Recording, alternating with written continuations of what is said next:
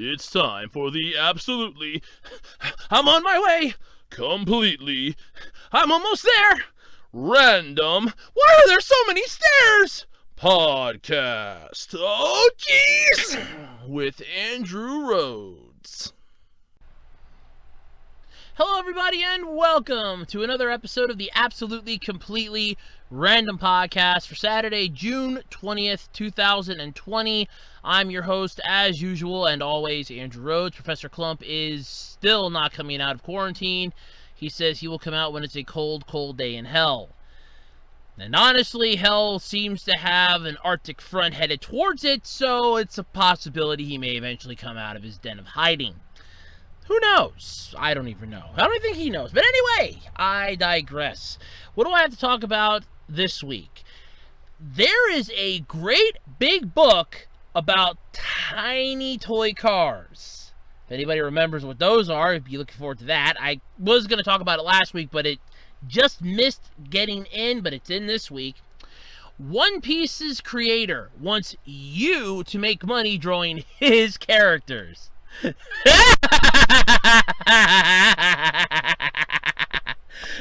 So either Oba's really gone insane or people are just nuts. Who out there remembers that Simpsons episode, one of the early Simpsons episodes, before they jumped the rail with the principal and the popper, and then before so many people claim it went even further downhill? I kind of thought there were some good episodes after season 9, but of course people hate it, and alright, to each their own, but it's not a bad show. It's a nice little escape. But who remembers Lee Carvello's putting challenge? Well, if you do, I have some interesting news. You can actually play Lee Carvello's putting challenge in your browser. I'm not joking. It's sad, actually. But it is funny, but still sad. Otakon announces an online event for August, and honestly, I am for, at this point, any online conventions. I think they are going to become the new wave of the future, and everybody can go to them, and I'm looking forward to at least trying to look visually at Comic-Con this year. This is supposed to be doing it online only now this year. So, yeah, I'm looking forward to that, at least trying to see it. And the newest Studio Ghibli film coming out, Earwig and the Witch. Oh, God. Their first full CG film, honestly, is making my stomach turn with its god-awful visuals. It has unveiled the visuals, and needless to say, yeah, they are not pleasant looking. They are just, oh my God, are they ugly looking. And maybe a couple other topics. You never know what could happen here on this podcast. Anything is possible. The world is at my feet. I basically control the here and now, damn it. At least I'd like to think I do. I don't have a god complex. I mean, I know I can't walk on water and I can't stop a natural disaster like a storm or a force of nature, but I can control the podcast. And hey, before we get into the podcast, how about we all remember what I say every single week? Feel free to go over and check out my eBay page, ARHOADS-2012, over on eBay. Wide variety of stuff, you know the drill, same song and dance, everything. I'm trying to get more stuff up, but between everything that I do during the week and some of the other stuff that I've been trying to do during the week and other things, I just don't always get the ability and the chance to. God knows I'd like to, though. This is when I kind of wish I could split myself off into like 3 or 4 of me. Then again, it'd be nice if there was an entire planet of me. Yeah, I can hear people screaming at that right now. But anyway, feel free to check out my eBay page, ARHOADS-2012 on eBay. Don't forget to swing on over to Twitter at Otaku Rhodes and drop by, say hi. That's my Twitter handle over there. Feel free to check out the official Web Designer 18 Facebook page, where I update whenever new videos go out and occasionally put up a post. I'm not that big into Facebook like I used to be, but I try to get on a couple times a week. If not, at least once a day, maybe. And don't forget, hit the thumbs up button, hit the thumbs down button. Don't forget to smash that big red subscribe button and ring the bell icon, because you'll never know when new videos drop on my channel unless you subscribe and ring the bell. Because, hey, I do a lot of cool stuff on here. Most of it's audio, but I do occasionally do some videos. I kind of want to try to get back into that. But still, it is what it is. Anyway, let's see what we got, right? Alright, so let's talk about how my week went before we get into the massive podcast. So, my week, oh lord, this was not fun. So, I found out I go back to work this coming week. So, basically the 24th and the 26th, I'll be back at work. Working a little later in the morning than I'm used to. I'm starting at like 8 o'clock in the morning. I'm working till 11. So, that kind of bothers me a little bit. Not much, but still a little bit. I mean, I'm happy I'm not getting up at 2 o'clock in the morning. But at the same time, I'm not happy I got to be at work by 8 in the morning. Especially where I live. And especially, everything that I deal with in the mornings, because my grandfather gets up like 6:30 sometimes. Yeah, it's not exactly a pleasant time to get up. So, that's going to be fun. And then I'm working till at least 11, so it's only 3 hours. And then till I get home, it's going to be like 11:30, 12 o'clock, depending on traffic. So that's really not sitting well with me. Just a bit. I mean, I'm losing, I think, more of my morning than I used to, and that kind of bothers me. Somehow it bothers me. And on top of that, I don't even really know what exactly it is I'm going to be doing.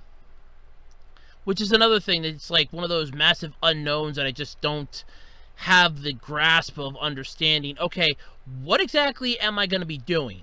Because I'm getting the feeling I'm going in there to stock shelves, but at the same time, you're going to have me stock shelves for 3 hours, or my guess would be like 2.5 hours, and then spend 30 minutes completely sanitizing the place.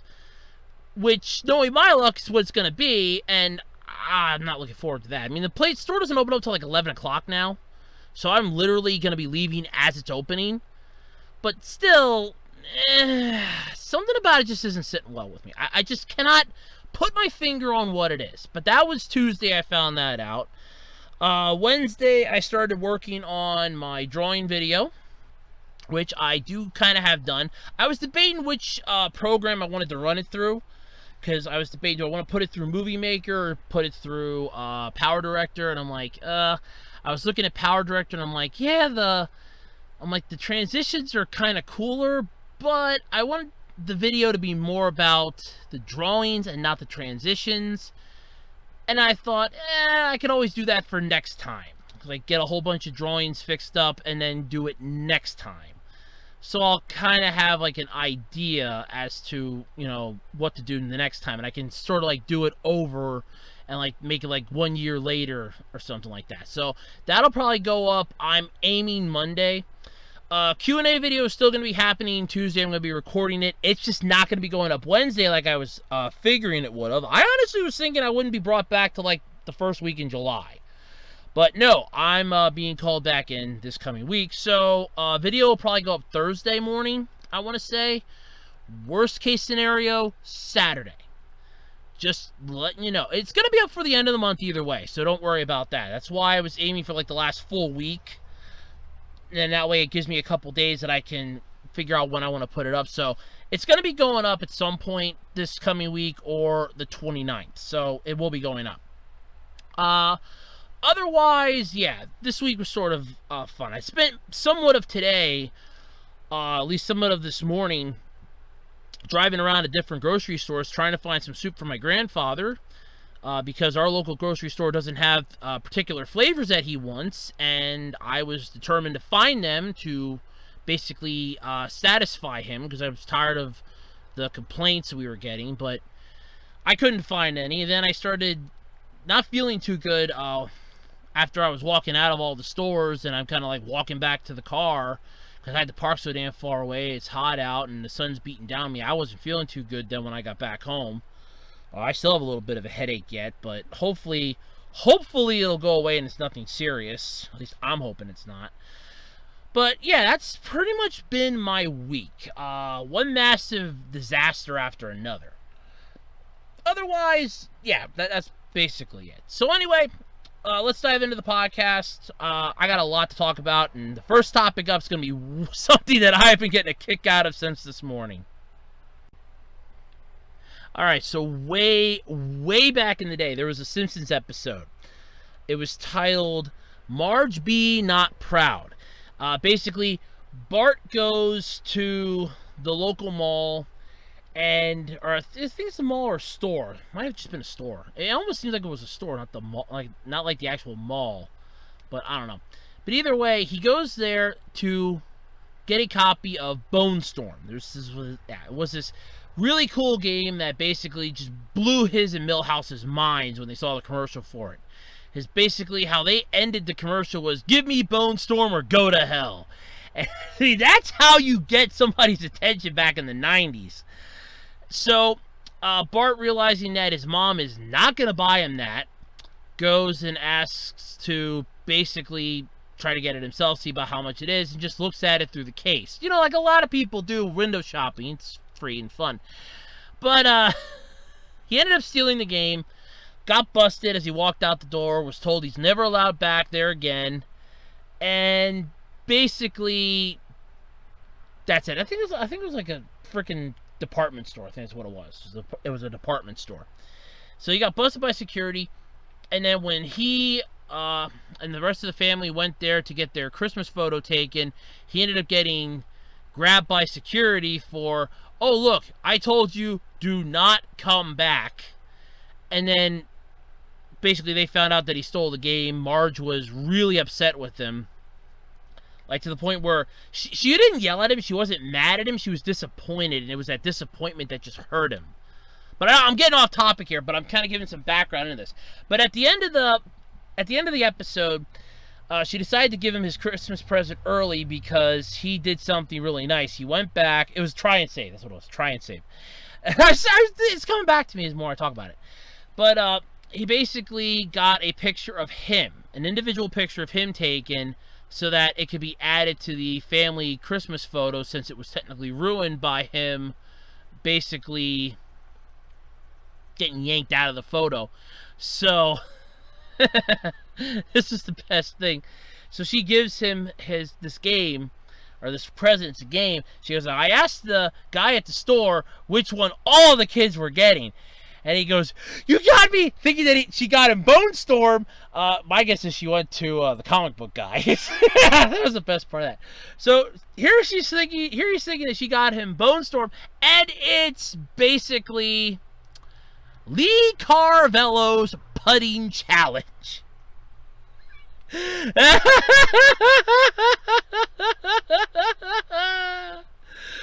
Oh, so apparently former Simpson writer and executive producer Bill Oakley shared on Twitter a free browser game built by Aaron Demeter that recreates the disappointing that's an understatement. That's a fucking understatement. Disappointing.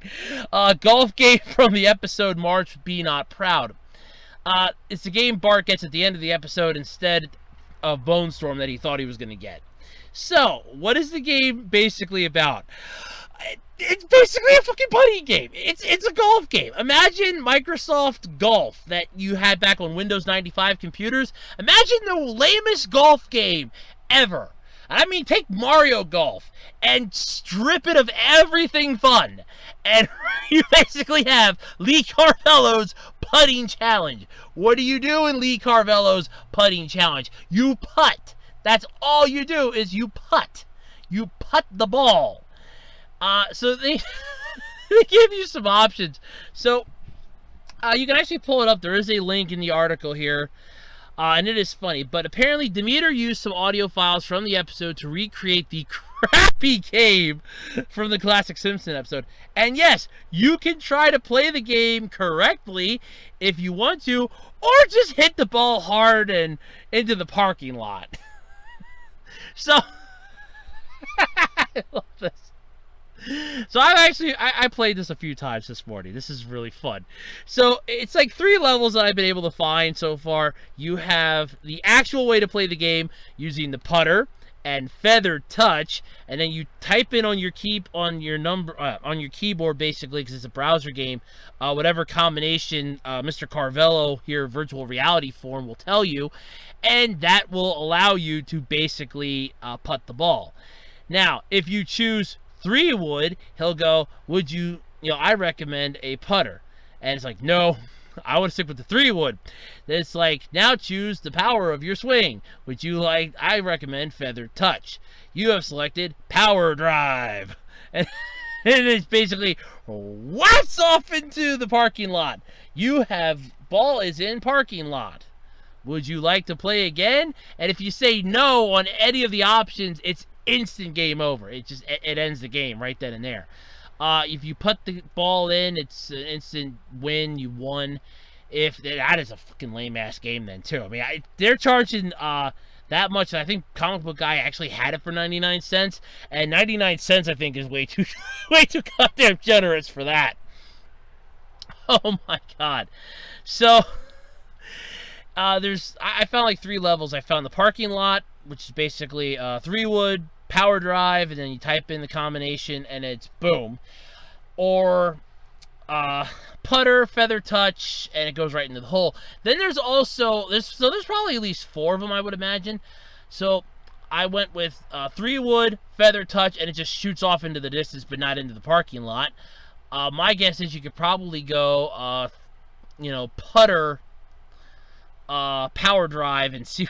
That would be funny what that would do. Probably goes right into the fucking parking lot too, I bet you. But, oh man, no, this game sucks, and it's the whole point of it. I mean, I have played some really interesting mobile and browser-based games before, but this one takes the damn cake, especially since it's recreating that god-awful game. And we saw Bart play it in the credits of that episode. In fact, that's the YouTube video that's actually in the article. Is the video from the credits from that episode, where you literally see Lee Carvello's putting challenge. And it's like, I am Carvello. I mean, this is like the lamest game in the history of video games. This makes Pong look interesting, okay? This makes Pong look interesting. Anything that can make Pong look interesting, I think has some issues coming for it. And it makes Pong, for God's sake, look interesting. This makes Pong look like it is the most beautiful thing ever created upon the world. It makes Pong look like a godsend. Nope, I'm sorry. Anything that can do that is definitely not worth my damn time. But it's funny playing it, though. I won't deny that. So if you've ever wanted to play Lee Carvello's putting challenge and you were never able to find a copy, since it doesn't actually fucking exist, you can now play it in your browser. I mean, it's the dumbest game. It is the dumbest game ever. And I played, there was like a crappy golf game on the Windows 95. I played that. That at least was somewhat entertaining, but not fun. I tried the demo for Mario Golf. That was somewhat entertaining, but not fun. This is just, honest to God, not even fun at all. Fun is definitely at 0, but it's just the fact that it's humorous in the amount of entertainment you're getting out of this. You're not playing this to actually say that, oh, I have completed it. Well, I've technically completed it, I guess. I completed Lee Carvello's putting challenge. That's another game I can add to my roster. It's just so damn funny. I mean, I swear to God, this is hilarious. It is a crappy game, though. I won't deny that. I mean, if this would have actually been put onto a cartridge in the 90s and put in one of the game systems, I guarantee you there would have been people that would have been like, hey, that whole stupid Lee Carvello game that you sold me? I want my money back. I can't have it back? Oh, damn, I'm going to sue you then. Oh, I can't sue you because it's technically a game and I played it. Yeah, that would suck. That's a reference to that, like, baseball thing I watched the video on, like, months ago. It's still, this is the lamest game in history. And you can now play it. So now you can say you played Lee Carvello's putting challenge. I love this. Lee Carvello's putting challenge. Oh God, that's just so funny. Oh man. Alright, so this is definitely a topic that I am just flat out loving. So, remember back in the 80s and somewhat into the early 90s, there was this cool little toy gimmick called Micro Machines. I'm sure you remember Micro Machines. Everybody remembers Micro Machines. The fast-talking pitchman John Muscati Jr. I'm pretty sure it was the same one that did the voice of Blur in the original Transformers series and in the movie. Actually did the commercial for this thing. He pitched the crap out of these cars. It was like Micro Machines, Micro Machines, Micro Machines. Yeah, that was the guy. So, there's an entire book. A 400-page book filled with color photos and a history that will ensure you never, ever forget these things. I honestly, I'm not even going to lie here. This is just funny. So, this is good. So, Bitmap Books created this book. It's called Micro But Many, an unofficial Micro Machines collection, which is actually pretty interesting. It is really cool looking. Definitely a must-have if you're into this crap. It's featuring photographs of more than 1,000 nickel-sized cars, trucks, planes, boats, and more. Micro But Many is the next best thing to having your own Micro Machines collection. At 8 inches wide and under 6 inches tall, it's relatively compact hardcover tome. As befitting the subject matter, note the linear cover, which shifts between sets of vehicles when you move it about. Not bad for $40, give or take a few pounds. Yes, so it's like all right, I'm not gonna lie, it's like a $40 book. I'll definitely agree. And some of the pictures inside, I mean, they blow up the picture so you can tell what it is. Like the picture we have here is Alfa Romero 75, and it gives like a little bit of information on it. It has a blown up picture of what it looks like. So that's actually pretty damn cool. Yeah, I collected these things like a little bit, but mine were mostly the ones that came out in like the 90s, and I was mostly like Power Rangers Micro Machines, and I think I had a couple other things. That was about it. But they're still highly collectible. Even like some of the weirder ones, some of the non-Micro Machine themselves, the original ones are highly collectible. The theme ones like Star Trek, Power Rangers, stuff like that, they are still collectible. There are still people out there that are willing to buy them. But this is just interesting. Beyond interesting. Because this is just cool. I mean, I have an entire book of Lego stuff that I can build with Legos and cool little things like that I got the one year for Christmas. And this, I mean, this is definitely something you would get for somebody that's into collecting this stuff. And there are people that will collect this. I mean, there are ones that go to conventions trying to find these, like flea markets trying to find these, yard sales. They scour eBay like you wouldn't believe, trying to track down one that's in pretty good and mint condition, if not, you know, somewhat alright. I mean, this thing's pretty much like Hot Wheels for certain collectors that don't have a crap ton of space. And they had display cases, I remember, for these things. There's like a Darth Vader one. I remember having a truck one. You could like display your little Micro Machines in. So, yeah, it's still highly collectible. I mean, they're still highly sought after yet, too. So this is definitely something that I think any collector would want to have their hands on. Because, I mean, it's not bad here. Let's see here. Oh, there's a link. Okay, let's see what the link, I almost hate to see where it's going to take me to. Probably for them to fucking buy this damn book. So yeah, the link takes you to bitmapbooks.co.uk. Of course, over in the UK. Why does that not surprise me? I mean, they sold well over here. Of course, it's over in the UK. Why does that not surprise me? The unofficial Micro Machines collection, which is honestly not bad. Yeah, this thing is pretty cool. It is interesting. I do like it. I think it's sort of unique for what it's offering. And yeah, keep in mind, it's basically a book about Micro Machines. I mean, come on. Yeah, so the hardcover book is $29.99 pound-wise. I'd have to get the conversion rate to U.S. currency, but yeah, this actually isn't bad. I kind of like the design of it, to be honest with you. I think it is pretty cool. And they give you like a bit of a history on here, some of the pages. It's got a 5-star rating so far, so that's not too bad. But yeah, it's basically just a collector's book. Gives you like gives you info on ones that you may not have known about. And yeah, I mean, honestly, I can see somebody buying like a crap ton of these things, putting them up on the secondary market, so you don't have to completely buy it right from the official source, because I guarantee you somebody will probably have one of these up on eBay. But they are pretty cool. There's a picture here of one. It actually has like an overhead schematic view of it, and then you have the side view and then the actual car itself. And I'm not gonna lie, this does look pretty cool, and I liked Micro Machines when I was growing up, so this is definitely, I mean, it's something that I would definitely look into, just to have around. It's like, look, here's a reference guide, Micro Machines.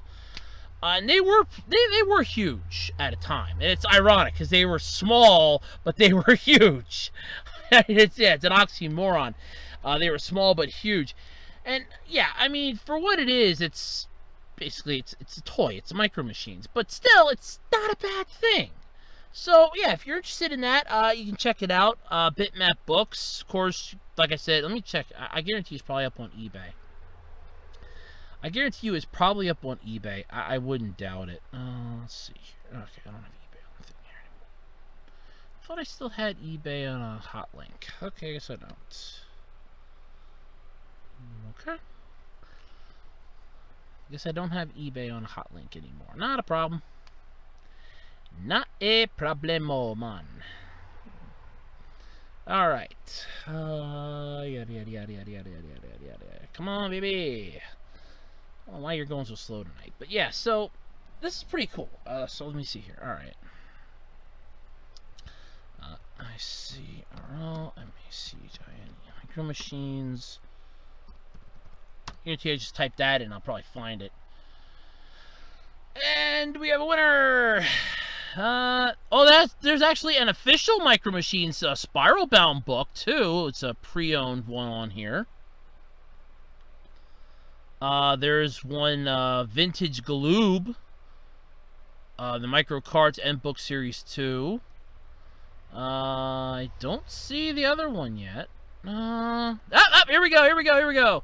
Micro But Mania, official Micro Machines collection by Bitmap Books, used for $42.18. So, yeah, okay, you're not completely, losing your mind on this, but still, it's not too bad. But yeah, it's definitely an interesting, definitely interesting. So yeah, you can find it on eBay. There's at least one. There's probably going to be more. Like I said, people will buy this stuff quite literally just to turn and burn it. Basically, they'll buy it and go, hey, I only wanted it to put it up on eBay, to see what I could get. And of course, everybody does it. I mean, every single person in the world will do something like that. So it's not exactly a massive love loss here.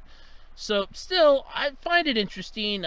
It's quite impressive to me, technically. So yeah, if you're interested in it, like I said, just search around. Amazon probably has it too at some point, I wouldn't doubt. But this is definitely a must-have for collectors. I'd have to say that, definitely. It's pretty freaking cool. Alright, now this one is funny as all hell. So, One Piece creator, and you know who that creator is of One Piece, right? Yeah, that's right. Ichiro Oda. He wants you to make money drawing his characters. So I love this. This has to be one of the best jokes around. If this is serious, then holy crap! I love it even more.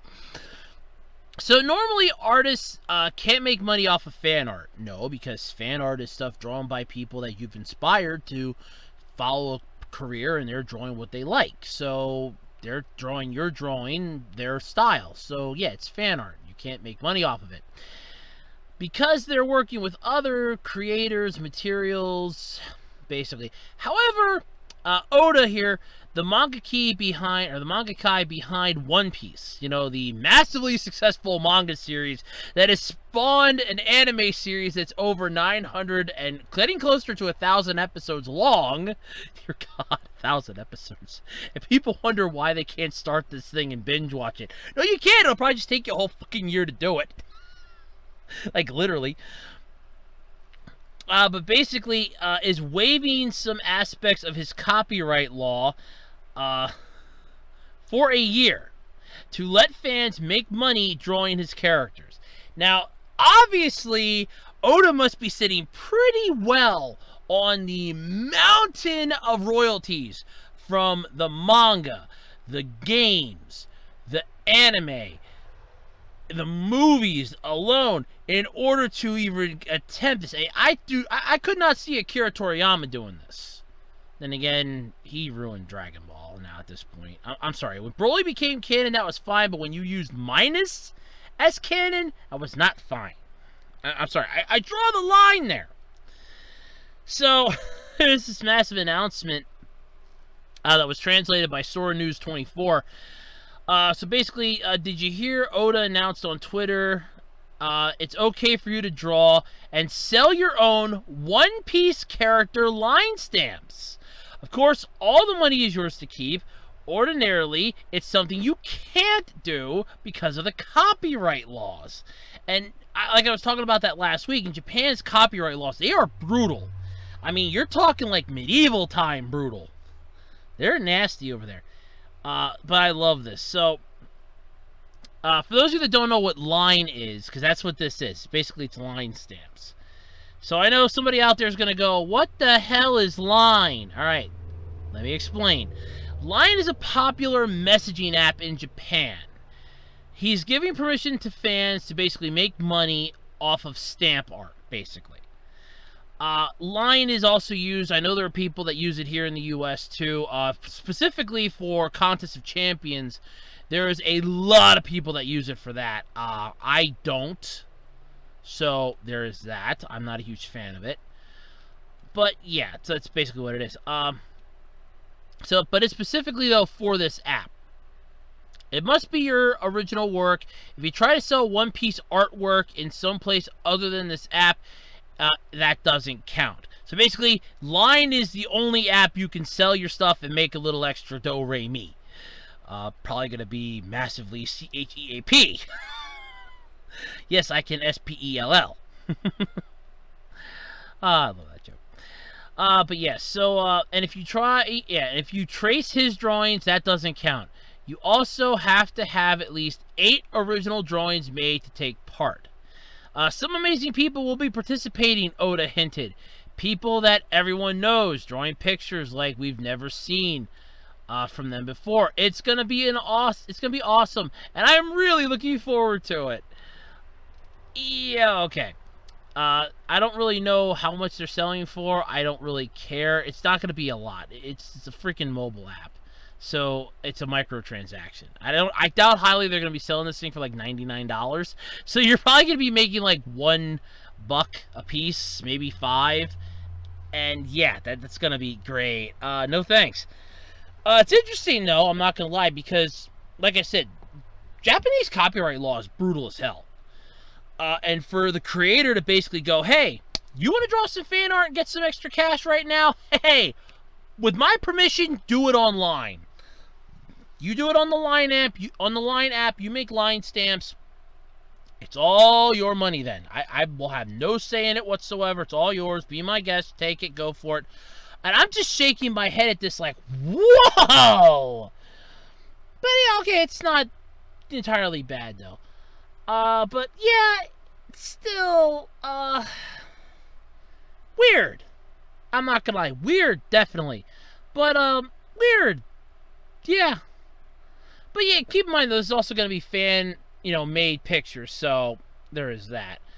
So either way, it's interesting. So if you're, a fan of the Line app, and you're able to take, part in this, I don't know what the rules are. Oh, there's the details. Oh, okay, hold on. There's the details on OnePiece.com. Provided it loads and translates. Mostly that it loads and translates. Won't translate. Oh, hell no, it won't translate. Okay, graffiti arrived from Dr. Oda. Oh yeah, make line stickers for One Piece together. And the whole thing here. For details on how to apply and rules, check the One Piece Line Creators Collaboration special page. And you just follow that link. So in other words, it's a link that takes you to a site that gives you the link that takes you to another site. That's yeah, it's interesting, I guess you could say. Let's go for one link to take you to one site, then another link to take you to another site, and there's another link, and another link, and another link, and another link, and another link, and another link, and another link, and another link, and I gone a little cross-eyed there. Alright, and it would be nice if this would translate. There we go.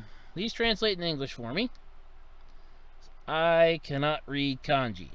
Alright, and once my eye adjusts here because I got something that stuck in it there. Alright, now we're talking.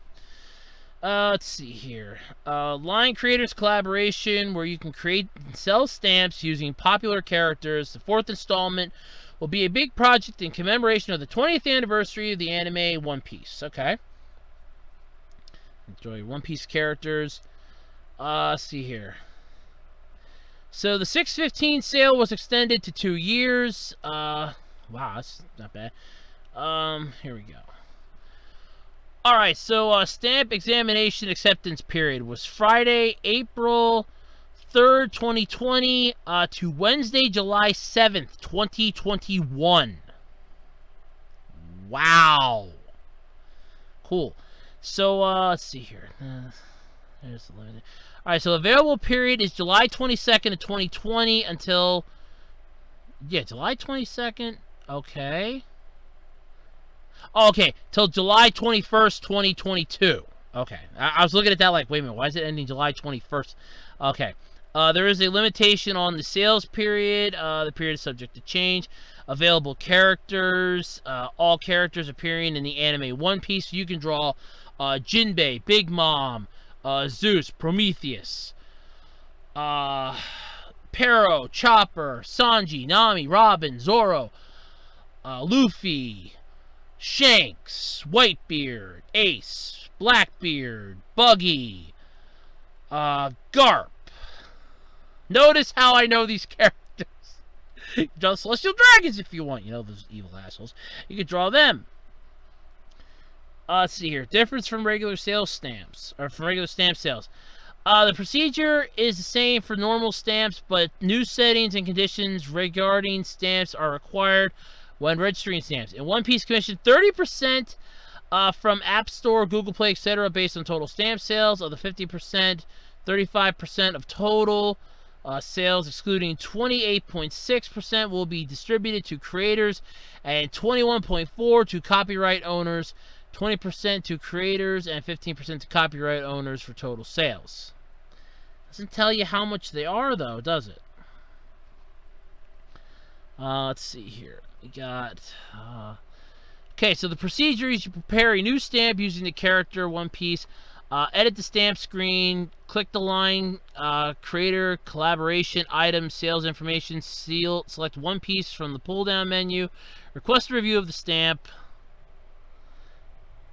Language registration other than the above will be rejected. Subject. Wow. Please register the stamp title and title including the specific title name. Wow, that's really cool. The specified title is not included or the specified title is incorrect, it will be rejected. Wow, they have a lot of rules here to basically tell you no. Design title, One Piece, both Japanese and English. If the specified title is not included, there is an error and it will be rejected. Let's see here, the position of the specified title does not matter. Example, creator name, One Piece stamp, or One Piece Luffy's greeting sticker. It doesn't matter. Sales area and participating countries. Once again, only in Japan. Japan gets the best shit. They get the best video games. They get the best contests. They get the best stuff, man. What the hell? I mean, they had Another Century Zero over there. Another Century episode games. Ace games were over there. And we got Squad over here. Jeez, they got the best stuff. The creator of the copyright holder listed at creator name at O/S hyphen F hyphen T. Let's see here. Recommendation. See your stamp examination guidelines comply with the character. Blah blah blah blah. See here. They changed it as of 6/15. Example, Luffy straw hat under the eye of the wound, left eye. So basically, after he got when he started off, Sanji eyebrow orientation, position of the flaws. Okay. That's character is what does not deviate specifically from the design of the official image and illustration to discoloration, or the decoration and feature, including the features and identity of character as possible should leave to be expressed. So basically, don't make the character not look like the character. Double parodies such as what if you are infringing third-party rights, net slang such as the character or other company's example. TCG, Kumamoto 2019, the costume version, I guess you can't use that. You can't do the Nissan food one, I guess. So yeah, basically you can't use ones that have already been sort of done, I guess, basically. It doesn't really say how much they are, so that's kind of sad. But still, it's limited. Yeah, specified inside Japan. Cannot be sold outside of Japan, so that sucks. Yeah. And then, since I'm in the U.S., it has down other. You cannot participate from the Creator Studio app. So, that sucks. And I guess that might be for everybody. But either way, I can't do this anyhow because I am not... I don't live in Japan. So that kind of sucks. But if you do live in Japan and you want to have a chance to make your own one-piece stamp for line, go for it. You can actually get paid. Hey, alright. Go for it. Japan always gets the best stuff, though, don't they? Okay, so thanks in part, or I should say thanks totally to the COVID-19 virus, a lot of conventions were forced to stop, cancel, or postpone themselves.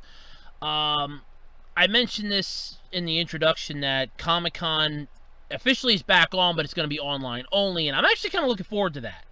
Because you can actually just go and do, you can see everything online only. I'm actually kind of looking forward to checking that out. And it's free, so that's the best part. I love free. I even told my one friend, because she wanted to go to Comic-Con so damn bad, she goes, this was going to be the year we were going to go. And it's like, yeah, you're not going, it got canceled. God damn it. Then when I found out it's going to be free, I'm like, oh yeah, that's right. I went to let her know, and I told her, she's so excited. She's like, oh, maybe I'll check that out. I might even check it out. But as for another interesting sort of convention, Otakon has announced an online event for August 1st. And this is just really cool here. And this is the Convention of Otaku Generation. I love that. So basically, Saturday, August 1st, 2020, they have something planned.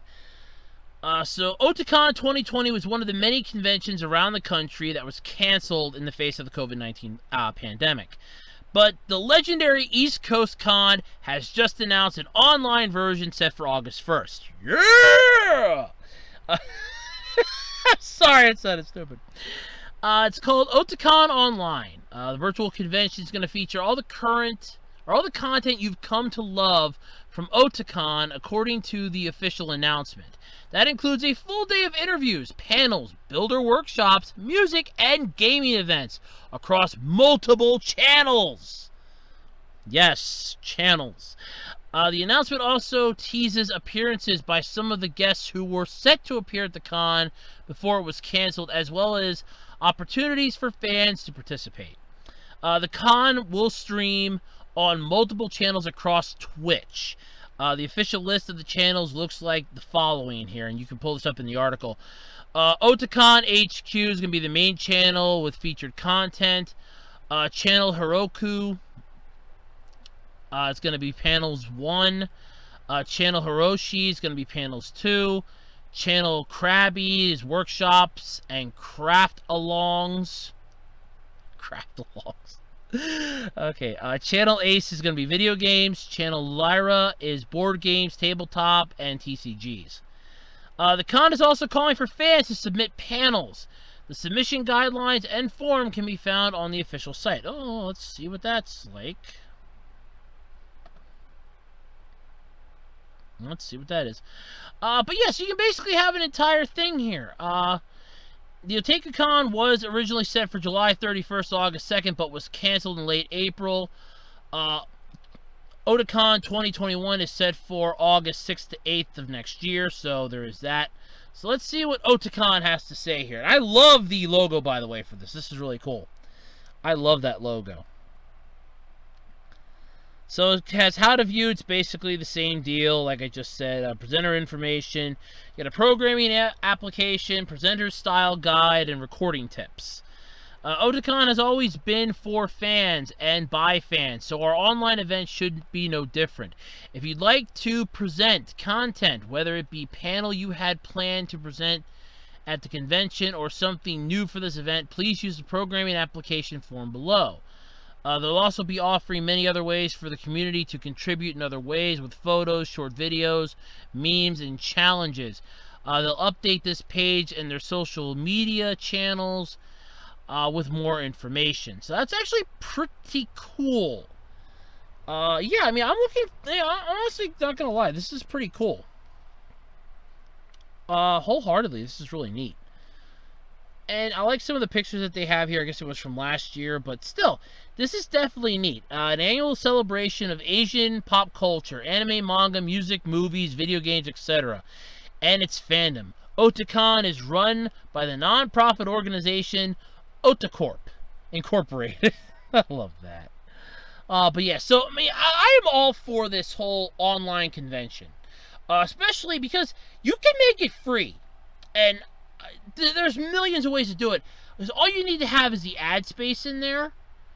You do like a 3D VR reality thing that you can even pull up on a computer and a mobile device. You're in business because you will easily be able to look around and go, oh, hey, I can see this. I can go here. I can go there. I can go here. I can go there.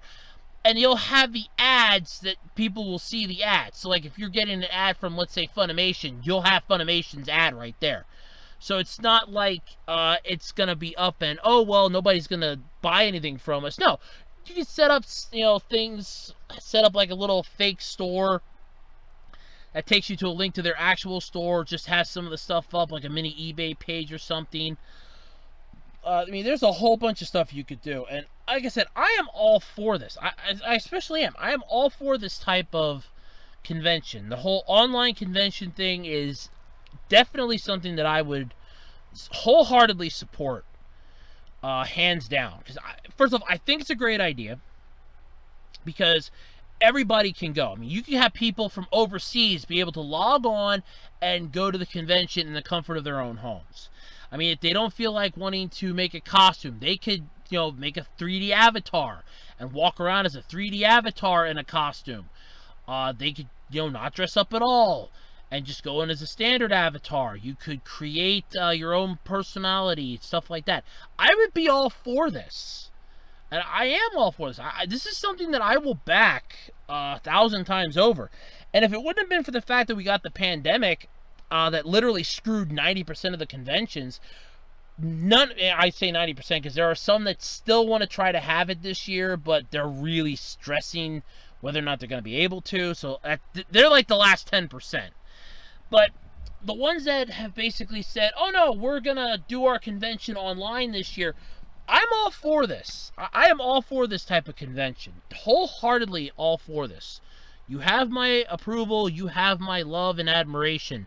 Believe me, I am 100% in with this. This is a great idea, especially for the conventions, for the people in general. This is a great idea, wholeheartedly. So, yeah, I'm all for this, definitely.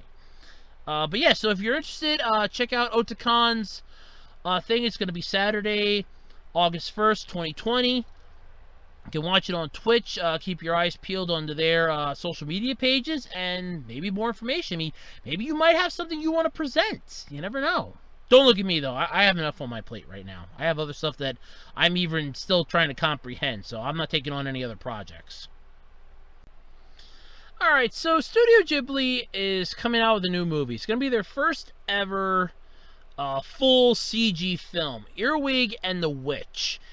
And this thing's ugly as hell. I'm not even gonna sugarcoat this. This thing is ugly. I don't know if it's intended to be like this, but oh god, is it ugly.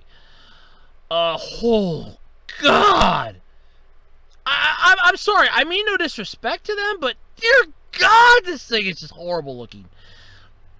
So Earwig and the Witch was recently announced as the first fully 3D CG film from Studio Ghibli, with Goro Miyazaki from Up on Poppy Hill directing, based on the book by Howl's Moving Castle author Diana Wayne.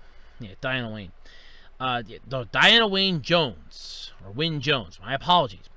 Now we have our first look at the stills from the upcoming feature, and first off, if you're now clicking on to the link, I would like to take this opportunity to tell you to please take a sedative before you look at the pictures. Dear God, do they look ugly as hell. Oh God. So I don't know if it's intended to look this bad, but I mean, it looks fake. And I mean fake as hell fake. It's like, like I said, I get that this is their first fully 3D CG film, but still, this looks like, I really hate to say it, but this is like the high-end PS1 era graphics. I'm sorry, it kind of does. It's coming to NHKG in Japan this winter. Oh God, I mean, some of the pictures look pretty good. There's one where I'm guessing it's Earwig and her cat.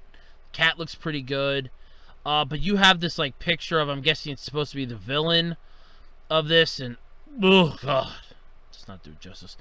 No, and then you have like three people. One that kind of looks like a cross between Howard Stern and oh God, what was the guy from Slash? I was trying to think of the hell that old guitarist was. Slash, that's it. Yeah, so there's that. It does. The guy kind of looks like Howard Stern. I'm assuming it's, yeah.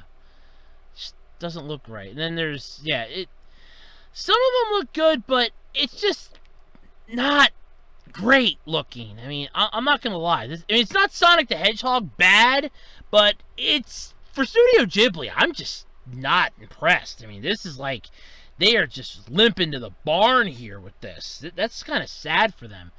But it gets worse. So Ghibli's latest was also selected as part of the 2020 official selection for the 2020 Cannes Film Festival. Here's what Goro Miyazaki had to say about this project. And I can't lie, some of it's true, but it's just I don't this movie's just giving me a bad vibe. So here's what he had to say. Nowadays in our country, there are many adults and only a few children. That's sadly true. It must be tough for these children with so few of them having to deal with so many adults. It was while I was thinking about this, that I got to know Earwig, and I realized that's it. How does Earwig deal with the annoying adults? Please watch Earwig and the Witch to find out. She may be cheeky, but I sincerely hope that our adorable Earwig will encourage children and cheer up adults. I don't think adults need any more cheering up. They have alcohol and so many other things that can make them cheery. But, oh God, I mean, it's just, like I said, some of the pictures look pretty good, but then some of them don't. And the fact that this is supposed to be their first full 3D CG movie, just, it's not sitting well with me. It's just something about it that's rubbing me the wrong way, and I cannot put my finger on what it is. The graphics are not, it almost, like I said, it almost feels like it's a sort of playoff of like the higher end PS1 graphics, but at the same time it's like an HD remake of those higher up PS1 graphics. Go figure on that one. But yeah, I'm not gonna lie, it's not exactly yeah, I like the one comment on here. First impression, The Ghibli design doesn't look good in CGI. No, it doesn't. It fucking doesn't. That's what I said. I just something about this that is just rubbing me the wrong way, and I cannot put my finger on what it is. But God, it just looks so horrible. And I swear to God, that character looks like Howard Stern. Like Howard Stern mixed with Slash. I freaking swear to God it does. I do. Either that or it's mixed with Ringo Starr. Something or other. I just cannot for the life of me. Oh my God, this movie this is gonna be hard. This is wretched. Now, this would have worked out better, I think, honestly, as a 2D and not 3D CGI. This would have worked out better if you would have just did regular 2D animation on it. No, this honestly feels like garbage. Just looking at the images is making me not so wonderfully welcome. And like I said, a couple of them look okay. If we're going to go from the top here, I'm going to go number 3. The third down from the top looks okay. That honestly looks like something you would just get from like a game or something. Like a PS... I'd even go like a PS3, PS4 game from like a cutscene. You get the creepy one with Howard Stern there. That's number 4, so that one doesn't look too bad. But then you have... Yeah, that's about it. It's like 2 of them. It's weird. I'm not even going to lie. This is weird. This almost seems like the anime equivalent of Pippi Longstocking in a way. I think that's what's rubbing me the wrong way here. That's kind of what it feels like, just wrong. And you have like 3 of them are musicians, and I'm guessing Earwig is singing. And no, look, this is not rubbing me the right way here. This is bugging the hell out of me. It doesn't seem right, doesn't feel right, and I'm not even gonna lie here. This feels wrong to me. So freaking wrong, it isn't funny, but God, so horrible looking. Ugh. No. This is gonna be your first ever fully 3D CGI movie. This had better be your last fully 3D CGI movie, because God, is it ugly. Alright, so here's a good one. This one was courtesy of my mom. She found it for me last week, but it didn't make the cut. And just to make sure that I'm plenty over the 1 hour mark, or at least close enough to it without going over, too badly anyway, I thought I'll throw it in this week. What the hell? So who out there remembers the 90s? Yes, the 90s, back when Power Rangers was a massively huge hit. Big Bad Beetleborgs was coming down the pipeline. VR Troopers was kicking ass and taking names. Fox Kids knew how to rock this joint. Cartoon Network was actually good. Nickelodeon knew where and when to draw the line. And Disney Channel could basically go itself.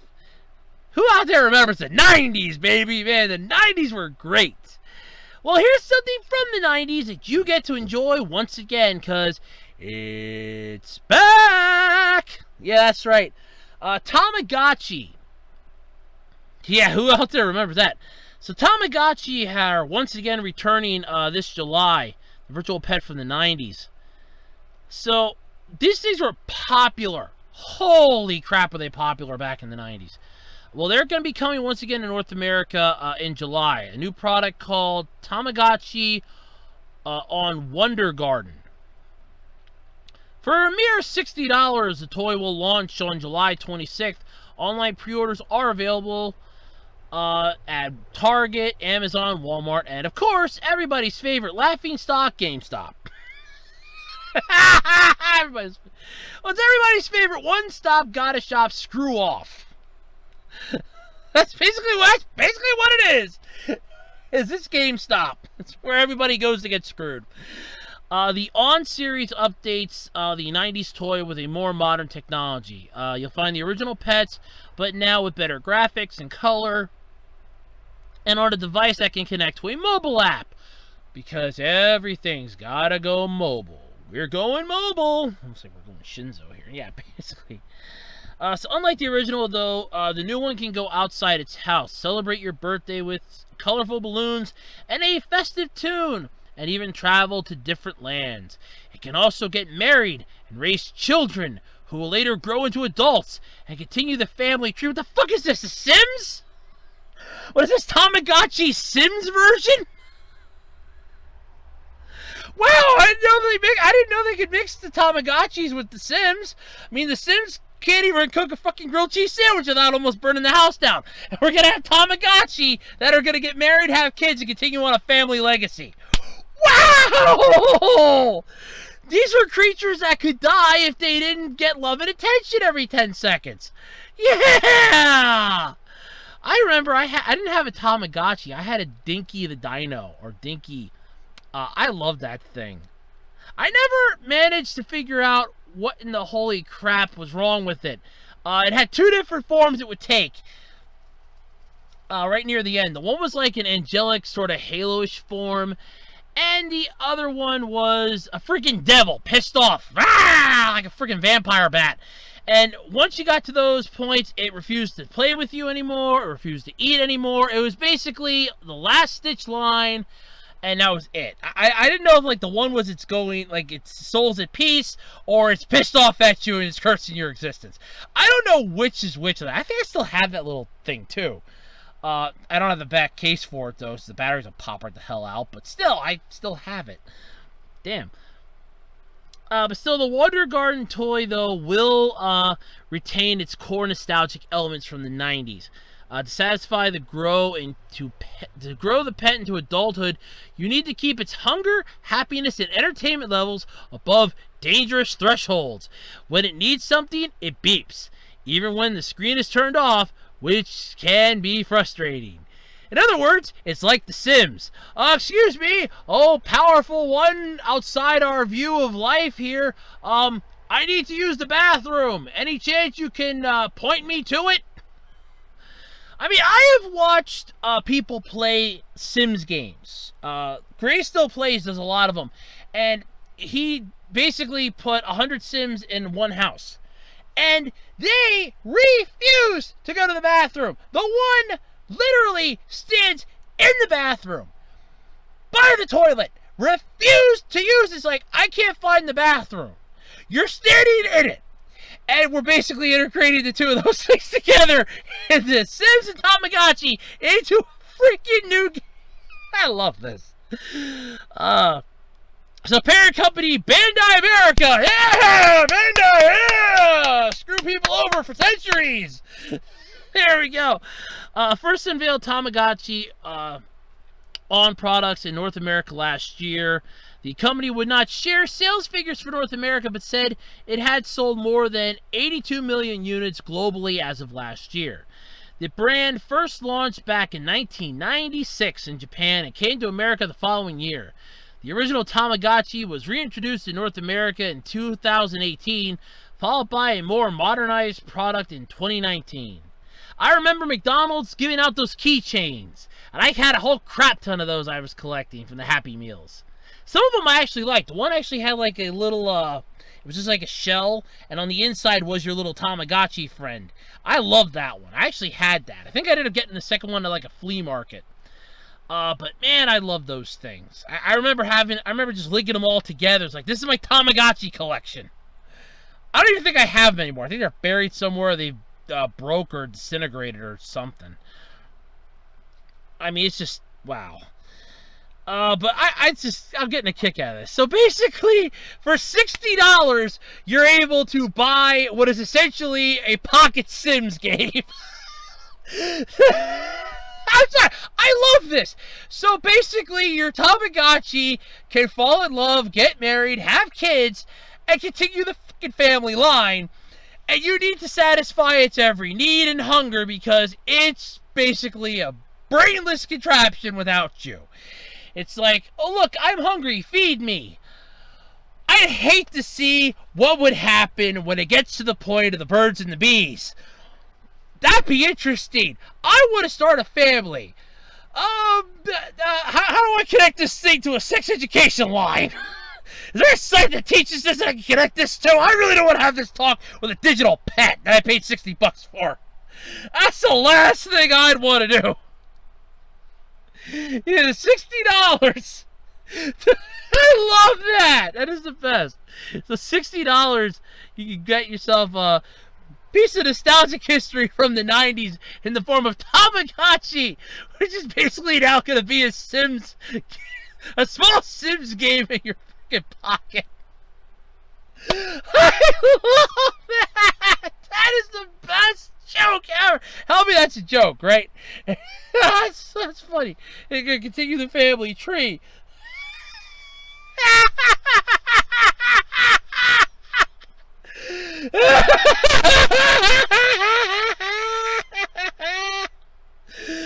Oh, that's ranking in the top 10. That's in the top 10, definitely. Alrighty, everybody, and that's going to then pretty much do it this week for the Absolutely Completely Random podcast. Don't forget, submit your questions. You have until Tuesday morning. I'm still planning to record it on Tuesday. If I change my mind or have to change the recording date, please keep your eyes on the community tab here, basically my post section here on my channel, on my Twitter page at Otakon Roads, and on the Web Designer 18 Facebook page. If I have to change the date or the time, I will let everybody know. I'm not planning to, but just in case I have to, check one of those three if you're not 100% sure. Otherwise, yeah, that's pretty much it then for this week. I don't know about some of my videos in the upcoming weeks here, like Andrew Discusses and Andrew Rants, because I'm going to have to try to get into this new rhythm, figure out what days I'm working, what days I'm not, because based off the conversation I had with my store manager, I might be working different days, different weeks, so I really can't say how that's going to affect my videos on here. Once I kind of get an idea, I'll let everybody know, but I will try my best to not let it interfere with my videos. Try being the opportune word there to use. But yeah, otherwise, thanks everybody for tuning in this week. I hope you enjoyed the podcast, and until next time, I'm Andrew Rhodes. This is the Web Designer 18 YouTube channel, and I am out of here. Bye, everybody, and have a wonderful week.